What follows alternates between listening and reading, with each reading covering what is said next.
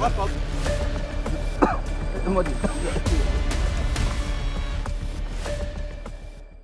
এতিয়া আমাৰ কি হয় এইটো এনেও আমাৰ যোৱাকালি তাৰিখৰ পৰা খৰালি ছিজনটো ষ্টাৰ্ট হৈ যোৱা বুলি ধৰি লওঁ আমি আনকালে আৰু আমাৰ কণ্ট্ৰল ৰুমো মনচুন ছিজন যোনটো বুলি কয় সেইটো আপোনাৰ 31 অক্টোবৰলৈকে চলে তো যোৱাকালি ৰাতিপুৱালৈকে আমাৰ পানীখিনি কমি আছিলে আমাৰ ইনফৰ্মেশ্যন এটা আছিলে কি চাইক্লন এটা হোৱাৰ কাৰণে আপষ্ট্ৰীমত বাৰিষা বেছিকৈ হ'ব তো সেইটো আমাৰ সেইটো কাৰণে কি হ'ল তাত অৰুণাচলৰ ফালে চবতে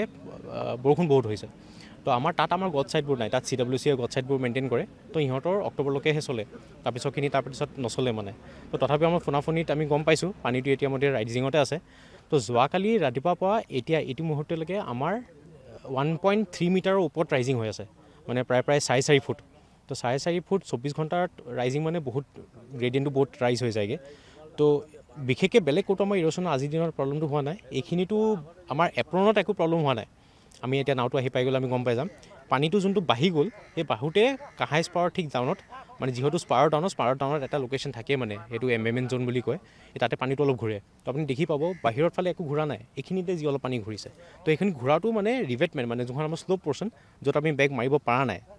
তাতে খহনীয়াটো হ'ল তাতে খহি গৈ তাতে একে জেগাতে দটো কৰি দিলে তো এখন ভৰ্টেক্স ফৰ্মেশ্যন বুলি কয় তো তাতে হৈছেগৈ আমাৰ আপে ডাউন আমি লাষ্ট 4 ঘণ্টাৰ পৰা আমি ন'টিছ কৰি আছোঁ যোনটো এটা লোকেশ্যন তাতে হ'ল আৰু আগবাঢ়া নাই ইয়াতে বৰ দুৰ্ভাগ্যজনক কথা ডিব্ৰুগড় বৰশইকীয়া গাঁৱত ব্ৰহ্মপুত্ৰ নদীয়ে যি ধৰণে গৰাখহনীয়া বিপদ ৰূপত ৰূপ লৈছে আমাৰ সমূহ ডিব্ৰুগড়বাসীৰ ৰাইজলৈ এটা বিপদজনক আপোনাৰ ঘটনা মাতি আনিছে আৰু আমি এই চেকত কৃষক মুক্তি সংগ্ৰাম সমিতি ডিব্ৰুগড় নগৰ সমিতি তৰফৰ পৰা অসমৰ মুখ্যমন্ত্ৰী তথা জলসিঞ্চন মন্ত্ৰীক আমি এটা কথা ক'বলৈ বিচাৰিছোঁ আমাৰ অসমৰ মূল সমস্যাটোৱে হৈ গৈছে বানপানী সমস্যা এই বানপানী সমস্যাটো ৰাষ্ট্ৰীয় সমস্যা হিচাপে স্বীকৃতি দিবতো নোৱাৰিলে আজি কেন্দ্ৰীয় চৰকাৰত বিজেপি চৰকাৰ আজি অসমত ৰাজ্যত বিজেপি চৰকাৰ কিন্তু আমি দেখিবলৈ পাইছোঁ দৈনিক যেনেধৰণে গৰাখহনীয়াৰ ৰূপ লৈছে আমাৰ ডিব্ৰুগড়খন কোনদিনা মিনিখতে যে কোটি কোটি মানুহ ইয়াত জীৱনটো ধ্বংস হ'ব ঘৰ দুৱাৰ ধ্বংস হ'ব জীৱ জন্তু ধ্বংস হৈছে ইয়াৰ নিশ্চিত আমি আপোনালোকে এটা কথা ক'বলৈ বিচাৰিছোঁ যিবিলাক গৰাখহনীয়া ৰোধ কৰিবলৈ তেখেতলোকে জিঅ' বেগ ইয়াত ৰূপায়ণ কৰা দেখিছোঁ কেইটামান বিভাগৰ কৰ্তৃপক্ষই কেইটামান জিঅ' বেগ পেলাই তেখেতলোকে গা সাৰিবলৈ বিচাৰে আৰু এই যি ধৰণে জিঅ' বেগো ইয়াত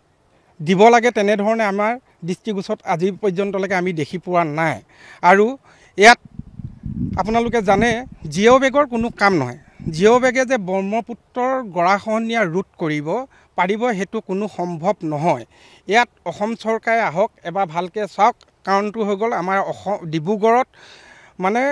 মন্ত্ৰীয়ে 3-4জনমান মন্ত্ৰী আছে বিভাগৰ কৰ্তৃপক্ষ 3-4জনমান বিজেপি চৰকাৰৰ মন্ত্ৰী আছে এই মন্ত্ৰীকেইজনে আহি ভালকৈ এবাৰ ডিব্ৰুগড়খন পৰিদৰ্শন কৰক আৰু ইয়াত যিমান দূৰ হওক আপোনাৰ মাইজানৰ পৰা বগীবিললৈকে এইটো আপোনাৰ বলদাই যেতিয়া নেকি আপোনাৰ এই জিঅ' বেগৰ কামৰ জেগাত আপোনাৰ বলদাই যদি আপোনাৰ এইটো স্পেয়াৰটো বান্ধি নিদিয়ে এইটো আপোনাৰ কোন মুহূৰ্তত যে এই নদীখনে আমাৰ ডিব্ৰুগড়খন ধ্বংস কৰিব এইটো কোনো মানে ঠিকান নাই আমি কৃষক মুক্তি সংগ্ৰাম সমিতি ডিব্ৰুগড় নগৰ সমিতিৰ তৰফৰ পৰা আমি বিজেপি চৰকাৰ মন্ত্ৰীক যিকেইজন আমাৰ ডিব্ৰুগড়ত আছে আমি একদম টানি অনুৰোধ জনাইছোঁ যাতে খুব কম সময়ৰ ভিতৰতে আহি আপোনালোকে ইয়াত ডিব্ৰুগড়খন পৰিদৰ্শন কৰি আপোনাৰ ইয়াত বলদাৰ এইটো জিঅ' বেগৰ কাম হটাই আৰু বলদাৰ কামটো আপোনালোকে হাতত লওক আৰু যিবিলাক কাম কৰিবলৈ দিয়ক আমাৰ অসমীয়া থলুৱা আমাৰ খিলঞ্জীয়া ভূমিপুত্ৰ থলুৱা মানুহে কাম কৰিব লাগিব আৰু ইয়াত যিবিলাক কাম আপোনাৰ ইয়াত টেণ্ডাৰ হয় বা কাম পাৰে আমি প্ৰায় দেখিবলৈ পাওঁ বাহিৰৰ অনা অসমীয়া মানুহে ইয়াত কাম কৰিবলৈ আহে কেইটামান জিঅ' বেগ পেলাই মানে তেখেতলোকে ইয়াত কোটি কোটি টকা তেখেতলোকে সৰকাই লৈ গৈ পিনে তেখেতলোকে তাতে দুটামান বেগ পেলাই বা লোৱা দেখিবলৈ পাই আছোঁ আমি